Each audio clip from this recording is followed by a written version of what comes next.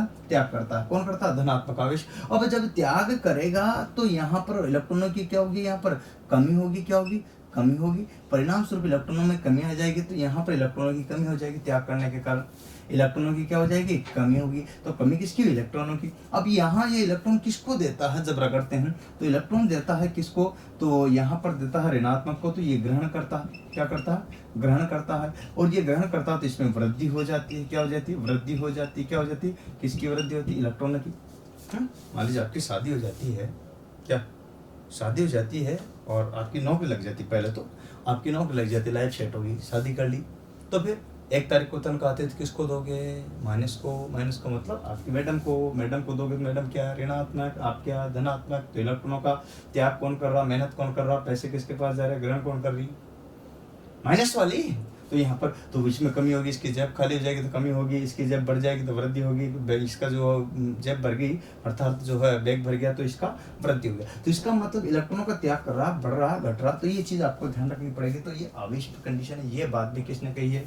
ये सारी की सारी बात किसने कही है? बेंजामिन फ्रैंकलिन ने। किसने? बेंजामिन फ्रैंकलिन ने। बेंजामिन ने बताई ये बात। किसने? बेंजामिन ने ही बताई ये बात। और यूँ कही कि 2 प्रकार के आवेश होते हैं, इस तरह से जो आवेश की होती है। बेंजामिन ने ही आपको बताता हूँ तड़ित चालक की खोज भी की है। इसकी तड़ित चालक जिसको बोलते हैं लाइटिंग परिरक्षक, जो कि आकाशीय बिजली से परिरक्षक, जो कि आकाशीय बिजली से अपन क्या करता है? मानव की सुरक्षा करता है। जो कि इसकी खोज भी इसी ने की है। तो याद रखना, क्वेश्चन आ जाए तो आपको किसी भी तरह से आंसर दे देना, परेशान होने की जरूरत नहीं। समय गुजरा, समय बदला, और ध्यान रखना इसके बाद एक और वैज्ञानिक आया जिसका नाम था अलेक्जेंडर ओल्टा। क्या था? ओल्टा नामक वैज्ञानिक। ठीक, नाम तो सुना होगा आपने। ओल्टा नामक वैज्ञानिक क्या था? अलेक्जेंडर ओल्टा, जिसको बोलते हैं यहाँ पर। तो ओल्टा नामक वैज्ञानिक ने क्या है कि बैटरी की खोज की। याद होता आपको, सेल की खोज की। किसकी? सेलों का समूह क्या कहलाता है? बैटरी कहलाता। सेल की खोज की, बैटरी की खोज की, तो बैटरी का प्रमुख यही जाता है। अर्थात इसने कई रासायनिक पदार्थों के कारण क्या करते हैं? उनसे क्रिया कराकर रासायनिक पदार्थों की अभिक्रिया के फलस्वरूप क्या हुआ? रासायनिक पदार्थों की अभिक्रिया के फलस्वरूप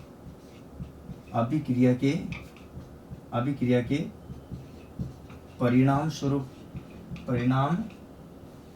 स्वरूप विद्युत उत्पत्ति की, जिसे तारों में क्या करते हैं, तारों में जिसे तारों में संचरित किया जा सकता है। ये बात है, देखिएगा, जिसे तारों में संचरित किया गया। तो देखिएगा यहाँ पर ध्यान रखना, उसके ये मैटर करता है। इसने यूं कही कि यूं ये बात लागू की कि भाई यहाँ पर जो है ना पदार्थों की जो अभिक्रिया करे, जैसे आप जानते हो बैटरी, अपना एग्जाम्पल के तौर पर समझते हैं। बैटरी में क्या डालते हैं, जल, अशुद्ध जल, और क्या डालते हैं, H2SO4, विद्युत अपघट्य। और इनके कारण क्या होता है कि जब किसी भी विद्युत अपघट्य में धारा प्रवाहित की जाती है तो क्या होता है, उसमें रासायनिक अभिक्रिया होती है, वो अपने दो अलग अलग आयंस में विभक्त हो जाता है। ये आयंस में विभक्त होने की घटना क्या होती है, ये क्या होगी, अभिक्रिया। तो दो अलग अलग आयंस में विभक्त हो जाता है, परिणाम स्वरूप वो प्लस और माइनस में, अर्थात धारा प्लस से माइनस की ओर प्रवाहित होने लगती है। अर्थात धारा का प्रवाह हमेशा प्लस से माइनस की ओर होता है, जबकि इलेक्ट्रॉनों का प्रवाह माइनस से प्लस की ओर होता है। ये बात आपको ध्यान रखना पड़ेगा, ये क्वेश्चंस भी आते हैं। तो ऐसी छोटी छोटी चीजें हैं। अब क्या होता है कि जरा एक और वैज्ञानिक आया है जिसका नाम था, याद होगा आपको अच्छी तरह से, जिसका नाम याद होगा आपको, क्या नाम है, बोलो। अल्टरनेटर की खोज किसने की, यंत्र की खोज किसने की, बोलो। सर माइकल फेराडे, ठीक है। तो फेराडे का नाम तो सुना होगा ना, सर माइकल फेराडे का। तो ये जी फेराडे जी आए, और ये वोल्टा जी 1900 सदी में आए थे, ठीक है। वोल्टा जी कब आए थे, 1900 सदी लास्ट में आए अपने फेराडे जी। और फेराडे जी ने देखिएगा बहुत बड़ा योगदान दिया। क्या किया, इनको पता नहीं था, लेकिन हुआ क्या कि संयोगों से ऐसा कुछ करते गए शोध में, तो इन्होंने पाया कि एक कोई भी यहाँ पर प्लस माइनस ले लिया, ध्यान रखना, यहाँ पर ध्यान रखिएगा, यहाँ जैसे कोई प्लस माइनस एक ले लिया, इधर प्लस और एक ले लिया माइनस, क्या ये नेगेटिव, ये यानी एस ध्रुव चुंबक ली, और इस चुंबक के ध्रुवों के बीच बन रहे चुंबकीय फ्लक्स को किसी चालक द्वारा प्रतिच्छेदित किया गया, जैसे तांबा ले लिया, कॉपर की छड़ ले ली, ठीक है, यहाँ पर ये कॉपर ले लिया एग्जाम्पल। अब इसको घुमाया, प्रतिच्छेदित किया, तो इसके प्रतिच्छेदन के फलस्वरूप इलेक्ट्रिसिटी उत्पन्न हुई, विद्युत की उत्पत्ति हुई, और वो कहलाई गतिज विद्युत, डायनेमिक विद्युत, जो कि आज उसी का उपयोग अपन कर रहे हैं। इस तरह से उसकी उत्पत्ति हुई है। क्या हुई है, उत्पत्ति हुई। तो देखिएगा सर माइकल फेराडे ने क्या किया, मैं बात बताता हूँ। सर माइकल फेराडे ने जो किया है ना, देखिएगा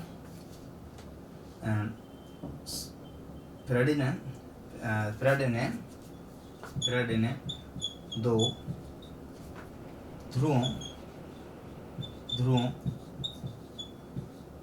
के बीच बन रहे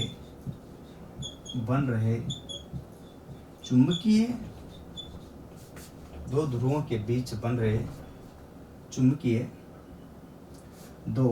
के बीच बन रहे चुंबकीय क्षेत्र या चुंबकीय बल रेखाएं बोल सकते हो, बल रेखाओं को चालक द्वारा प्रतिच्छेदित किया गया, चालक द्वारा प्रतिच्छेदित किया गया, प्रतिच्छेदित करके गतिज विद्युत की उत्पत्ति की, करके सर माइकल फेराडे की बात करके गतिज विद्युत की उत्पत्ति की, डायनेमिक बोलते इसको, उत्पत्ति की। इस तरह से जो है अलग अलग वैज्ञानिकों ने अलग अलग उत्पत्ति में योगदान दिए। और आज जो सर्वाधिक जो है देखिएगा, इसका तो यूज लगभग होता है। इसका जो है यूज इन दोनों का होता है। उल्टा बैटरी का यूज करते हैं, लाइट चल जाने के बाद इन्वर्टर वगैरह में बैटरी तो यूज आती है, नहीं आती, तो यहाँ पर तो ये धारा को संग्रहित कर लेते हैं। लेकिन सर्वाधिक जिसके कारण उत्पत्ति हुई वह है सर माइकल फेराडे जी। कहते हैं सर माइकल फेराडे। तो अभी जो हाल में यूज ले रहे हैं अपन, किसकी वजह से ले रहे हैं, ज्यादा जो इलेक्ट्रिसिटी काम आ रही है वो है सर माइकल फेराडे जी की। अतः ये है इलेक्ट्रिसिटी की उत्पत्ति। क्या है? इलेक्ट्रिसिटी की उत्पत्ति, जो कि मैंने एक एक चीज करके विस्तार से आपको बताई। मैं क्रमबद्ध रूप से आपके चलूंगा। इलेक्ट्रिशियन कहाँ से स्टार्ट हुई, इलेक्ट्रिसिटी क्यों है, इसमें विद्युत कार का क्या उद्देश्य होता है, इलेक्ट्रिशियन का क्या कार्य है, इस तरह से सारी चीजें मैं क्रमबद्ध रूप से चलूंगा। और यहाँ पर इसी तरह से बताया, तो सबसे पहले विद्युत क्या थी ये बताई, और विद्युत के बाद मैंने बताया कि यहाँ पर विद्युत की उत्पत्ति कैसे हुई ये बात बताई। तो एक एक चीज को मैं क्लियर और स्पष्ट कर रहा हूँ, कोई भी कंफ्यूजन नहीं रखना। इस तरह से इसका स्क्रीनशॉट ले लीजिए, फिर चलेंगे आगे। तो अब अपन पढ़ रहे हैं यहाँ अगला तो क्या, इलेक्ट्रिशियन ट्रेड। इलेक्ट्रिशियन जो होता है वो क्या कहलाता है। इलेक्ट्रिशियन में बात करते हैं तो विद्युत कार जो होता है वो उसका क्या उद्देश्य है। यहाँ पर विद्युत कार की अगर बात करते हैं तो इसका क्या है ये विद्युत कार, और इलेक्ट्रिशियन का क्या कार्य है, किस तरह से है, क्या कार्य करता है। तो आप जानते हो, आप ITI इलेक्ट्रिशियन में करते हो तो आपका क्या कार्य होगा, ये चीज़ तो आपको क्लियर होना ही चाहिए ना सबसे पहले कि आपका क्या कार्य होगा। एक विद्युत कार का कार्य होता है कि कोई भी इलेक्ट्रिशियन या इलेक्ट्रिकल उपकरण रहे, मशीन रहे या युक्ति रहे, जो भी मशीन युक्ति उपकरण है इलेक्ट्रिशियन के, उन सभी मशीन युक्ति व उपकरणों का मरम्मत करना, मेंटेनेंस करना, अनुरक्षण करना एवं उन्हें असेंबल करने अर्थात बनाने का ये कार्य होता है। ये तीनों कार्य जो होता है किसका होता है, एक इलेक्ट्रिशियन का होता है। किसका होता है, इलेक्ट्रिशियन का। तो लिखिए परिभाषा, देखिए एक वैद्युतिक उपकरणों में यहाँ मशीन भी आ जाएगी और युक्तियां भी आ जाएगी। युक्तियों को बहुत समय युक्तियां, ठीक है। वैद्युतिक उपकरणों का निर्माण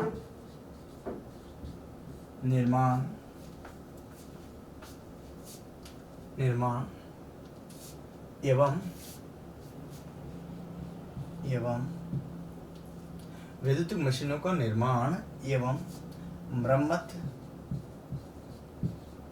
व मेंटेनेंस व अनुरक्षण मतलब रख रखाव, अनुरक्षण करने वाला कारीगर विद्युत कार कहलाता है। करने वाला कारीगर विद्युत कार कहलाता है।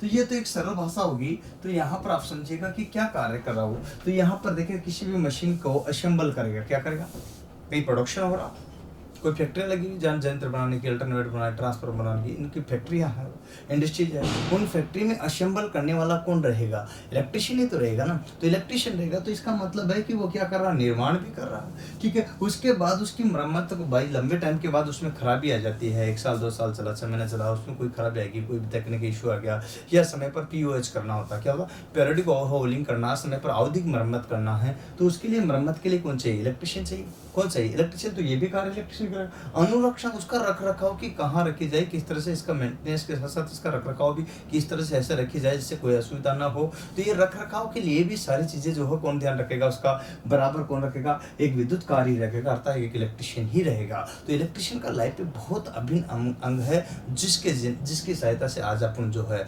प्रत्येक विद्युत इलेक्ट्रिसिटी को आगे तक प्रवाहित कर रहे हैं और बना रहे, असेंबल कर रहे हैं, बना करके असेंबल करके मरम्मत करके अनुरक्षण करते, ये सब ध्यान रखने का कार्य जो है एक इलेक्ट्रिशियन ही करता है। कौन करता है, इलेक्ट्रिशियन।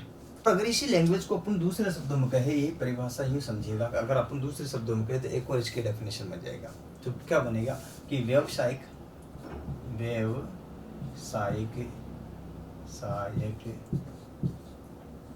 प्रशिक्षण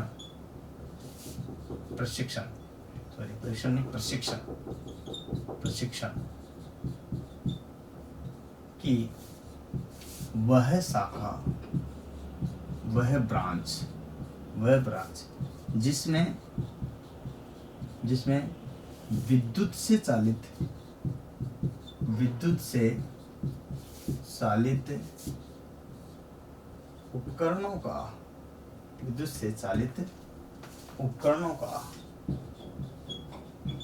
उपकरणों का मेंटेनेंस मेंटेनेंस अनुरक्षण, रख रखाव, अनुरक्षण एवं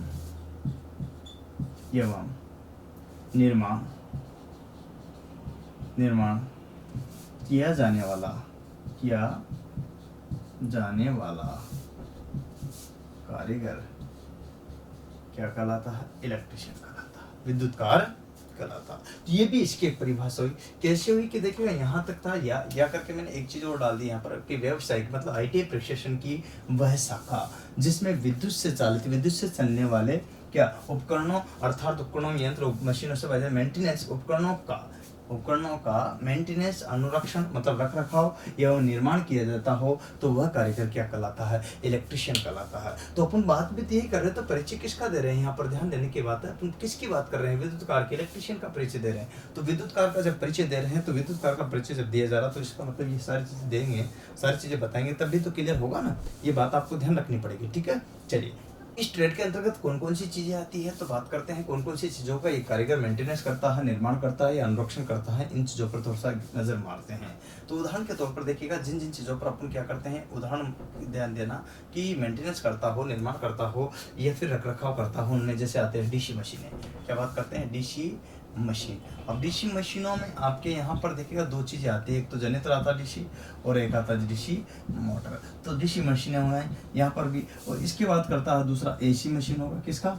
एसी मशीनों का रख रखाव, मेंटेनेंस और निर्माण करता है। तो एसी मशीनों के अंतर्गत कौन कौन सी आती है, ध्यान रखने की बात है। यहाँ पर एसी मशीनों में अपन बात करते हैं तो अल्टरनेटर आता है। क्या आता? अल्टरनेटर, प्रत्यावर्तक, ठीक है, अल्टरनेटर आता है। इसके बाद में एसी मोटर आता है। क्या आता? एसी मोटर में सिंगल फेज, 3 फेज, सिंक्रोनस सारी आ जाती है, ध्यान रखना। इसके बाद बात करते हैं तो एसी मोटर आ जाती है, अल्टरनेटर यहाँ पर। इसके बाद परिणामित्र आ जाता है। क्या आ जाता? परिणामित्र मतलब ट्रांसफार्मर। क्या था? परिणामित्र आ जाता। परिणामित्र के बाद आता आपके कि वायरिंग वगैरह करनी है घरेलू तो वायरिंग आ जाता है ना। वायरिंग का भी कार्य इसमें आता है। वायरिंग के अलावा जो है अगर बात करते हैं तो वाइंडिंग कार्य आ जाता है, वाइंडिंग भी करते हैं। वायरिंग और वाइंडिंग अलग अलग, ध्यान रखना। वाइंडिंग भी कार्य इसी के अंतर्गत आता है, ठीक है। आता कि नहीं आता? तो वायरिंग है, वाइंडिंग है, तो यहाँ पर जो भी है सारे इत्यादि जो है सारे जो है कार्य इसके अंतर्गत वर्तमान समय में किए जाते हैं। कौन करता है? एक विद्युतकार। कौन करता है? एक इलेक्ट्रिशियन। कौन करता है? एक विद्युतकार। ये सारे के सारे कार्य करते हैं। तो वर्तमान में जो है एक विद्युतकार जो होता है बहुमुखी प्रतिभाशाली बन चुका है, जो कि अपने आज के कार्य क्षेत्र का बहुत ही प्रमुख अभिन्न अंग बन गया है, ठीक है ना। तर्क लिखते हैं इसमें, इसी को ही नोट डाल देखिएगा। देखिएगा वर्तमान समय में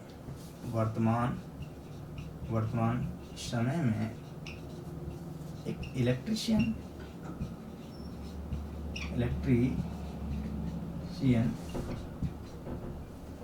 बहुमुखी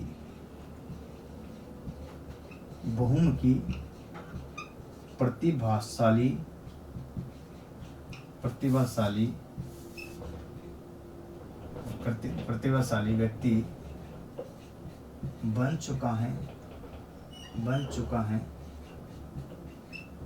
है जो कि समाज एवं उद्योगों का एक अभिन्न अंग बन चुका है। तो देखो दोस्तों, आपका जीवन में आपकी क्या महत्ता है ये जरूरी नहीं है, लेकिन दूसरों के लिए आपके जीवन आपकी क्या महत्ता है। एक विद्युतकार को, एक इलेक्ट्रिशियन को जो ट्रेड परिचय दिया जाता है, ट्रेड का बताया जाता है, ट्रेड पढ़ाई जाती है कि आपको ये सबसे पहली क्लास में कि आपको क्या करना होता है। सबसे पहले विद्युत के बारे में अवगत कराना। दूसरा नंबर कि आप जब यहाँ ITI करने आए तो आपको क्या करना है। ITI करोगे तो इस पीरियड में क्या क्या चीजें करोगे, कौन कौन से कार्य आपको करने पड़ेंगे, ये सारी जानकारी दी जाती है। और इस तरह से वो एक लास्ट में जैसे 2 साल बाद निकलता है तो एक स्किल्ड होकर निकलता है। तो स्किल्ड के एजुकेशन में जो है एक जो है बहुमुखी प्रतिभा उसके अंदर आ जाती है। कौन सी आ जाती है? बहुमुखी प्रतिभा आ जाती है, जो बहुत सारे कामों करने के लायक होता है। और इसीलिए उसे को हर जगह अगर वो अपनी दुकान भी खोलता तो आराम से चल जाती है। और यहाँ पर या फिर कहीं पर भी जॉब करता तो उसको आसानी से नौकरी मिल जाती है। प्रत्येक घर में या वायरिंग कराते हैं, या घर में कोई भी इलेक्ट्रिसिटी खराबी आती है तो क्या होता है, किसको बुलाते हैं, इलेक्ट्रिशियन को बुलाओ। किसको बुलाओ, विद्युत कार को बुलाओ। क्यों बुलाते हैं, क्योंकि वही सही करता है। और विद्युत कार को बहुत सारी चीज़ें जो है सीखना जरूरी होता है, क्योंकि इलेक्ट्रिसिटी बहुत डेंजरस भी होती है। इसीलिए कोई भी इसमें रिस्क नहीं उठा करके एक इलेक्ट्रिशियन को बुला करके अपना घर का, परिवार का, जहाँ पर भी वर्क चल रहा है इलेक्ट्रिशियन का, उसको कार्य को वो इलेक्ट्रिशियन के द्वारा, विद्युत कार के द्वारा किया जाता है। तो विद्युत कार का हमारे जीवन में, हमारी लाइफ में, हमारे जो है हर घर, चाहे उद्योग लो, फैक्ट्री लो, इंडस्ट्री लो, या फिर कोई भी चीज़, घर ले लो, गोदाम ले लो, या मकान ले लो, हाउस ले लो, या दुकान ले लो, कुछ भी दुनिया की कोई भी चीज़ हो, सब जगह इलेक्ट्रिसिटी होती है। वहाँ उनकी इलेक्ट्रिशियन की एक बहुत बड़ी महत्ता होती है। इसीलिए विद्युत कार की हमेशा आवश्यकता थी, है और रहेगी। ये बात आपको ध्यान रखना है। इसीलिए तो मैं बोलता हूँ कि इलेक्ट्रिशियन ट्रेड अगर किसी ने ली है तो वो शानदार ट्रेड, अच्छी ट्रेड है। इसमें डिमांड भी है और आगे फ्यूचर भी अच्छा है, उज्जवल भविष्य है, ये मेरा मानना है। अच्छा, बहुत बढ़िया आपका डिसीजन है, तो लगे रहिए और चलते रहिएगा। अपन एक के बाद एक क्लियर कर ही रहे हैं, इसी क्रम में आगे बढ़ते हैं। तो देखिए, आज अपन पढ़ रहे हैं यहाँ इसमें तो इम्पोर्टेंट ऑफ द ट्रेड, व्यवसाय का महत्व। मैं एक एक चीज़ को क्लियरिफाई करके यहाँ पर बता रहा हूँ। व्यवसाय का महत्व मतलब इलेक्ट्रिशियन के वजह से, पिछले मैं आपको बताया हूँ इसी में ही कि जो है कि इलेक्ट्रिशियन क्या होता है, विद्युत क्या होती है, विद्युत की उत्पत्ति कैसे हुई। इसके बाद मैं आज अभी बताने जा रहा हूँ कि व्यवसाय का महत्व। और व्यवसाय का क्या महत्व है, देखिएगा, जीवन के प्रत्येक क्षेत्र में इलेक्ट्रिसिटी का बहुत बड़ा महत्व है। क्या, विद्युत ऊर्जा का बहुत बड़ा महत्व है। तो ये बात ध्यान रखनी पड़ती है आपको कि जीवन के प्रत्येक क्षेत्र में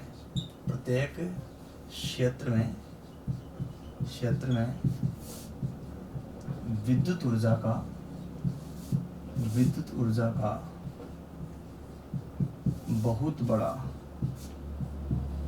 बहुत बड़ा महत्व है। ध्यान रखना, जीवन के प्रत्येक क्षेत्र में विद्युत ऊर्जा का बहुत बड़ा महत्व है। और इस विद्युत ऊर्जा से चलने वाले उपकरण भी अनेक है, ठीक है, प्रत्येक घर में उपयोग में लाए जाते हैं। इसीलिए देखिएगा, यहाँ अगर बात करते हैं तो एक विद्युत कार जो होता है उसका भी एक बहुत बड़ा महत्व होता है, क्योंकि प्रत्येक घर में, कारण क्योंकि विद्युत ऊर्जा का बड़ा महत्व होने का कारण क्योंकि जीवन की एक अभिन्न शैली बन चुका है। कौन, वैद्युतिक उपकरण। अर्थात देखिएगा, वर्तमान समय में विद्युत व उससे चालित उपकरण जीवन की एक प्रमुख आवश्यकता बन गई हैं।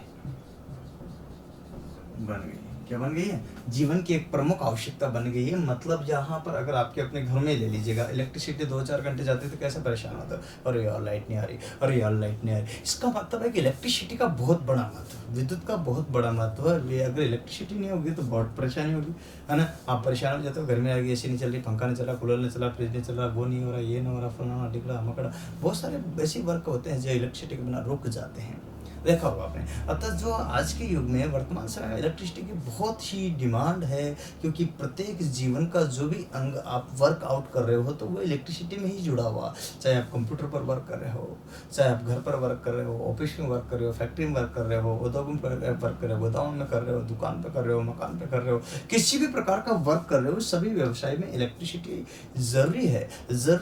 चाहे अपने घर पे है, मोटर की चाहिए तो मोटर क्यों चाहिए, क्योंकि पानी चाहिए तो मोटर चाहिए। तो इस तरह से कई जगह, जहाँ पर कई जगह क्या, पूरे सब जगह इलेक्ट्रिसिटी चाहिए। तो वर्तमान समय में विद्युत बहुत से चलने वाले, विद्युत बहुत से चालित उपकरण जीवन की एक प्रमुख आवश्यकता बन चुका है, ठीक है। तो इस तरह से जो है आपको ध्यान रखना। अतः जब उपकरणों की आवश्यकता बन गई तो एक विद्युत कार की भी प्रमुख आवश्यकता बन चुकी है। अतः यहाँ पर देखिएगा, इसका महत्व क्या व्यवसाय का, इसीलिए क्या, जब यहाँ पर है ना, तो वर्तमान समय में विद्युत कार की भी प्रमुख आवश्यकता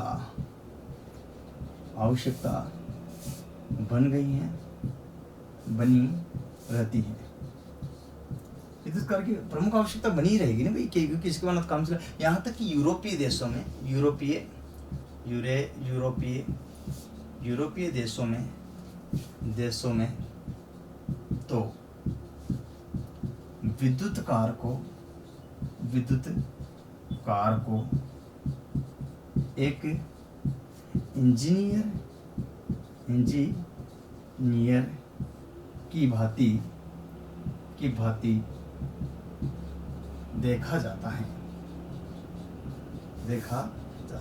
मतलब कैसा दर्जा है यूरोपीय देशों में एक इलेक्ट्रिशियन को, कैसा दर्जा एक इंजीनियर की भांति है, क्योंकि प्रत्येक कार्य जब हर घर में कहीं पर भी होता है तो एक इंजीनियर की भांति, क्योंकि एक अच्छा इलेक्ट्रिशियन होता है ना, वो सभी मशीनों का दक्ष होता है, अर्थात इसीलिए जो है उसको एक अच्छे नज़रिए से लोग देखते हैं। और इसके लिए स्कोप भी बहुत होते हैं, क्योंकि व्यवसाय का बहुत बड़ा महत्व है, स्कोप भी बहुत सारे होते हैं। तो यही चीज़ें हैं। तो यहाँ यूरोपीय देशों में तो एक विद्युत कार का एक इंजीनियर की भांति स्वागत अर्थात वेलकम होता है कि हाँ एक इलेक्ट्रिशियन है ना। तो ये चीज़ मैटर करता है।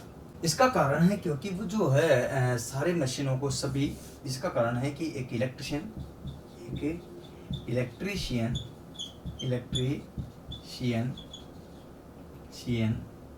सभी प्रकार की मशीनों का रख रखाव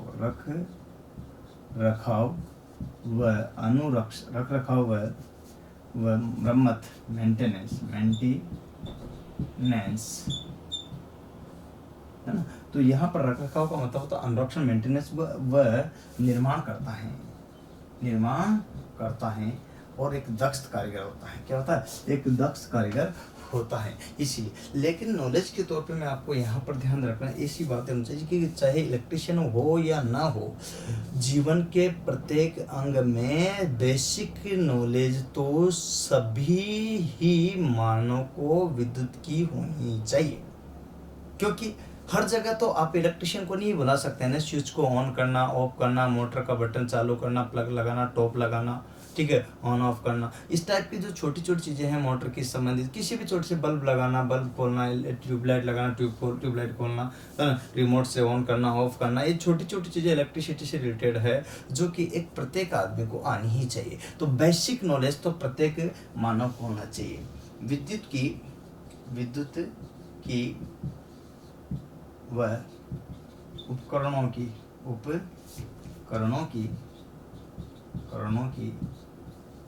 बेसिक ज्ञान तो प्रत्येक मानव को होना चाहिए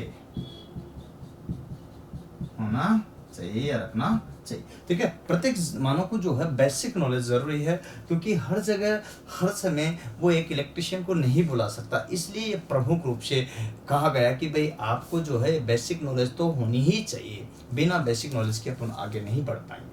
ठीक है ना। इलेक्ट्रिशियन एक ट्रेड, बहुत अच्छी ट्रेड है जो कि आज भी बनी है, कल भी बनी रहेगी और बनी थी। तो ध्यान रखना, इसमें क्या जॉब के अवसर हमेशा बने हैं, बने रहेंगे, बने थे। इसलिए बहुत अच्छा फ्यूचर है, अच्छा भविष्य है आप लोगों का, ये बात ध्यान रखनी पड़ेगी। तो देखिएगा, एक इलेक्ट्रिशियन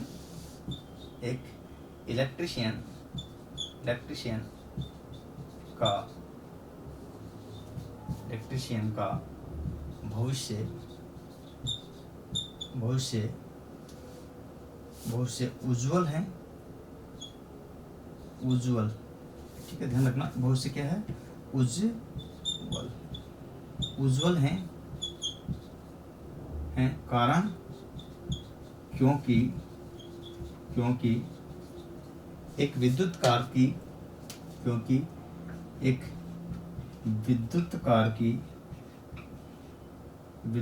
की आवश्यकता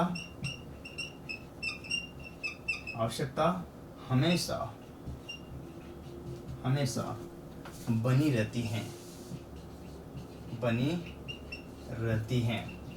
अतः यह एक अच्छा जॉब है व अच्छी ट्रेड मतलब व्यवसाय है। ठीक है, जिससे आपको किसी प्रकार की कहीं पर भी जाते हो समय आप अपनी दुकान खोल सकते हो, आप कोई भी फैक्ट्री में नौकरी लग सकते हो, खुद का बिजनेस हो सकता है, तो खुद की कोई भी चीज़ आप विनिर्माण कर सकते हो। तो इस तरह की जो चीज़ें हैं एक इलेक्ट्रिशियन बहुत अच्छे से बखूबी रूप से यहाँ कर सकता है। इसलिए ये सारा का सारा इम्पोर्टेंट ऑफ द ट्रेड यहाँ पर व्यवसाय की बात करते हैं तो व्यवसाय का महत्व आपको बताया गया है, जो कि ज़रूरी था। छोटी बातें हैं, मैं चाहूँ तो पढ़ाने वाले चैप्टर पर ध्यान दूँ, लेकिन क्वेश्चन तो कहीं से भी किसी प्रकार से पुटअप हो जाते हैं, कुछ नहीं कर सकते। और चलो क्वेश्चन पुटअप हो ना हो, लेकिन चीज़ तो सिस्टमेटिक मिलना ही चाहिए ना, क्योंकि ज़रूरी है कि सिस्टमेटिक चीज़ें मिले, ये बात महत्व रखती है। ऐसे लेकर जेड तक देखो, आजकल वो बात नहीं रही कि भाई वहाँ से क्वेश्चन आएगा, वहाँ से क्वेश्चन आएगा, वहाँ से क्वेश्चन आएगा, ऐसा कुछ नहीं पहले था बात। आजकल तो कहीं से भी कुछ भी और कहीं किसी प्रकार का क्वेश्चन आ जाता, कुछ भी नहीं कर सकते। अतः किसी भी पूरी थ्योरी में से कोई भी चीज़ छोड़ना स्वास्थ्यवर्धक नहीं है मेरे हिसाब से, तो ये मेरा मानना है। फिर सबके अलग अलग थीम और सोच होती है, उसका अपने पास कोई उपाय नहीं है कि भाई मैं तो यहाँ 10 क्लास 20 क्लास 50 क्लास दे दूँ, 100 क्लास दे दूँ, कोर्स पूरा करा दूँ। मुझसे तो नहीं होता भाई, 200 क्लास 250 से कम है, मुझसे नहीं होगा कोर्स पूरा। ये बात मैं आपसे कर रहा हूँ। मैं तो तरीके से सोचते ढंग से ही पढ़ाऊँगा, जिसको पढ़ना पढ़े, जिसको दूसरी जगह अच्छा लगता तो वहाँ से पढ़े, मैं ये भी मना नहीं करता। दोनों ऑप्शन, अनेक ऑप्शन आपके पास है, मोस्ट वेलकम है सभी जगह, पर आपको लगे रहना पड़ेगा क्रमबद्ध रूप से, तब जाकर के आप और हम आगे बढ़ पाएंगे, बढ़ पाएंगे, लग पाएंगे। तो ये चीज़ें जो छोटी छोटी परंतु मोटी है, इन पर फोकस करना पड़ेंगे। चलिए आगे वर्तमान समय अगर बात करते हैं दोस्तों, तो यहाँ पर इसमें अगर बात करें कि व्यवसाय का भविष्य क्या होगा, भाई फ्यूचर क्या होगा, ऐसे आईटी वाला ट्रेड इलेक्शन वाले का फ्यूचर कैसा होगा, क्या होगा, इसके बारे में अगर बात करूँ मैं, तो एक बात ध्यान रखना कि वर्तमान समय में घरों में, उद्योगों में, फैक्ट्री में, सभी जगह पर तो क्या है कि एक इलेक्ट्रिशियन की हमेशा उपयोगिता बनी हुई है और बनी रहेगी, ये चीज़ आपको बता देना चाहता हूँ। इसी के आधार पर अपन बात करते हैं, तो इसके अलग अनेक प्रकार के जो है शाखाएँ और कार्य बांटे गए हैं, उनके आधार पर अनेक कार्य इनको मिल सकते हैं। ठीक है, जैसे वायरिंग का कार्य, वाइंडिंग का कार्य, मोटर कूलर और पंखे को सुधारने का कार्य, ऐसी रिपेयरिंग का कार्य, इस तरह से का इलेक्ट्रिशियन में जो है बहुत सारे कार्य ऐसे वैसे इलेक्ट्रॉनिक्स में भी चला जाता। बात समझ रहे हैं, यहाँ पर बात करते हैं तो बहुत सारी चीज़ें हैं, व्यवसाय का जो फ्यूचर है वो गुड है, कोई दिक्कत वाली बात नहीं है। तो देखिएगा यहाँ पर बात करते हैं वर्तमान समय में, वर्तमान समय में विद्युत का उपभोग बढ़ने के साथ ही उत्पादन अधिक करना पड़ता है, वर्तमान समय में विद्युत उपभोग के साथ ही क्या उत्पादन अधिक करना पड़ता है, इसी उत्पादन अधिक करना पड़ता है, इसीलिए एक इलेक्ट्रिशियन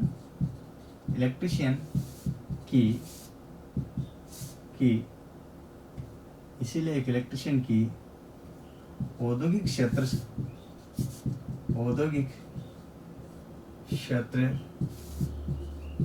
उत्पादन क्षेत्र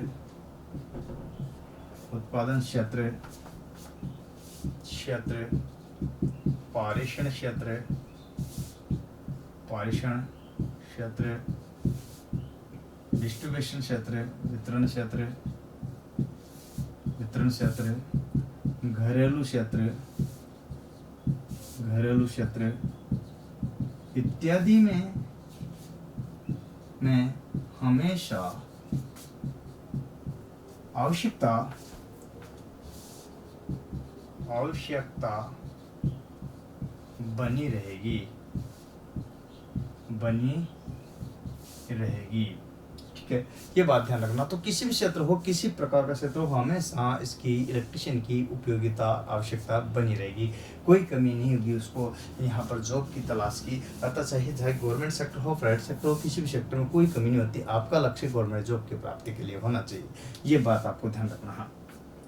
इसके बाद एक और बात बताना चाहता हूँ, चाहे कोई सा भी जॉब हो, उसके लिए इसको अनेक प्रकार की शाखाएं में बांटा गया है। तो वर्तमान समय देखिएगा अनेक इसको इलेक्ट्रिशियन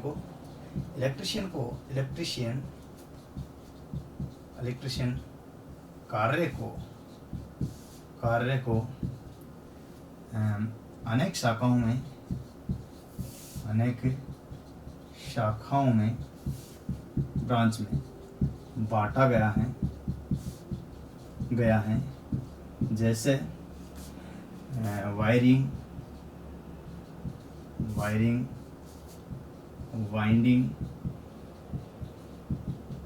वाइंडिंग, ठीक है, कूलर, पंखे रिपेयरिंग,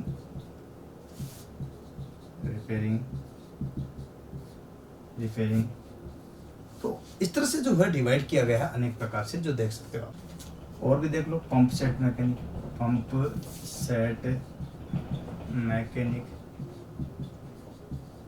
औद्योगिक मैकेनिक,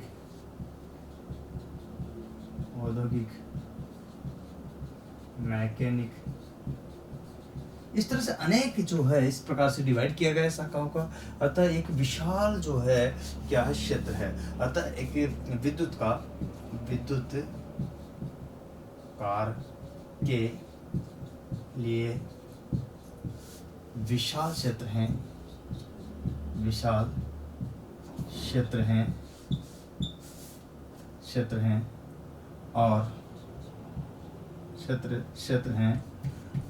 और इसलिए इसे हमेशा जॉब मिलती ही रहेगी। ये चीज है, ध्यान देने की बात है। तो इस तरह से इसको हमेशा जॉब मिलती ही रहेगी, ये कारण है। क्लियर? अतः ध्यान दीजिएगा, अतः इलेक्ट्रीशियन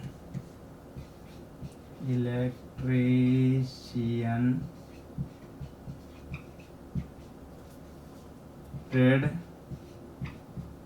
का भविष्य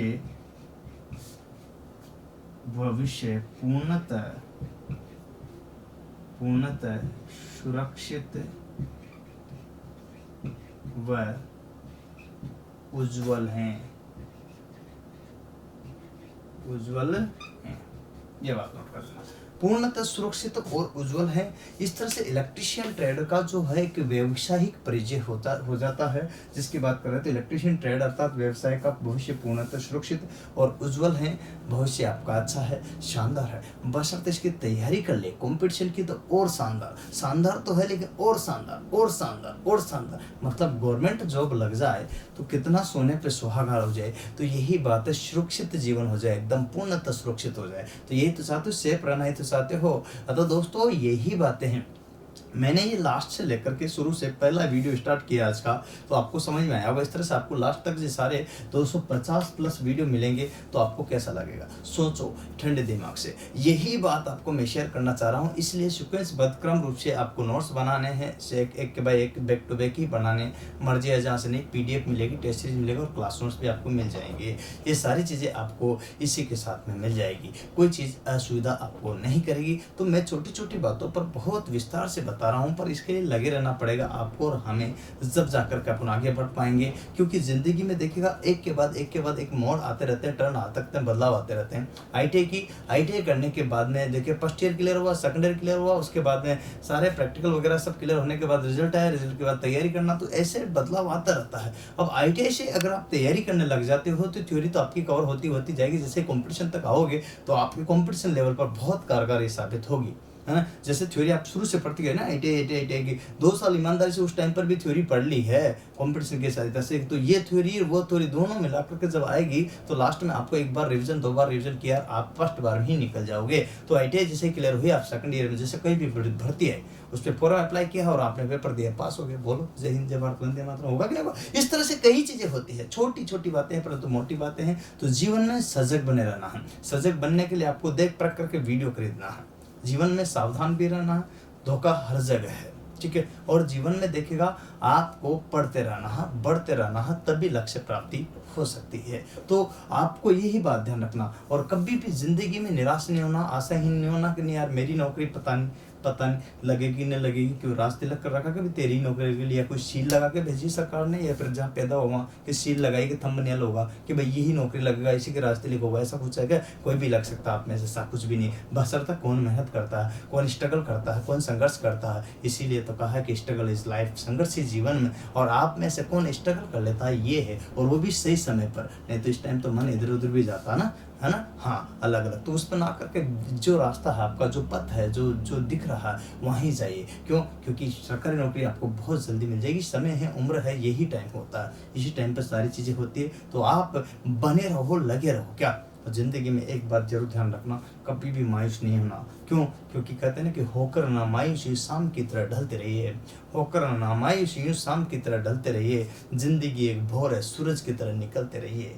जिंदगी एक भोर है, सूरज की तरह निकलते रहिए। ठहरोगे एक पाँव तो थक ही जाओगे यारो। धीरे धीरे ही सही, परंतु चलते रहिए, चलते रहिए। तो रुकना नहीं, बस चलते रहना। उम्मीद है आप एक छोटा काम मेरा इन सब बातों को सुनने के बाद जरूर करोगे। मेरा तो करे न करे, पर आप अपने दोस्तों का, मित्रों का, जो गरीब परिवार के बच्चे हैं, गांव में पढ़ते हैं, उनका सभी का, जो आपके मित्र है अजीज, उनका सभी को ये वीडियो शेयर करोगे ना, है ना, शेयर करोगे ना, तो अपने दोस्तों को उठाइए फ़ोन, निःशुल्क, 1 रुपया भी खर्च नहीं होगा, यकीन मानिए आप। और उसको जो है व्हाट्सएप पर, फेसबुक पर, इंस्टाग्राम पर, टेलीग्राम पर 10-10 जगह भेज दीजिएगा। प्लीज़ छोटा काम जरूर कीजिएगा। आज के लिए इतना ही, फिर मिलेंगे नेक्स्ट वीडियो के साथ बैक टू बैक। धन्यवाद। जय हिंद, जय भारत, वंदे मातरम।